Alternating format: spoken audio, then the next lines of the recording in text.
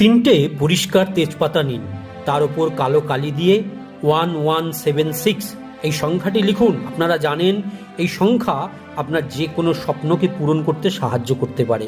তারপর একটা মাটির পাত্রে তিনটে কর্পূরের টুকরো ও তিনটে লবঙ্গ নিন, তারপর সেগুলোকে জ্বালিয়ে দিন। আর সেই আগুনে একটা একটা করে তেজপাতাও জ্বালিয়ে দিন। জ্বালানোর সময় নিজের মনের ইচ্ছে যাতে পূরণ হয়, ঈশ্বরের কাছে সেই প্রার্থনা করতে থাকুন। তেজপাতার কোনো অংশ যেন আধপোড়া অবস্থায় না থাকে।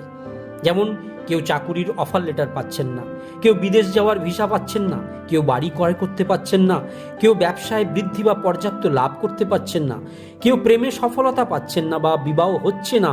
এই উপায় অবশ্যই করতে থাকুন।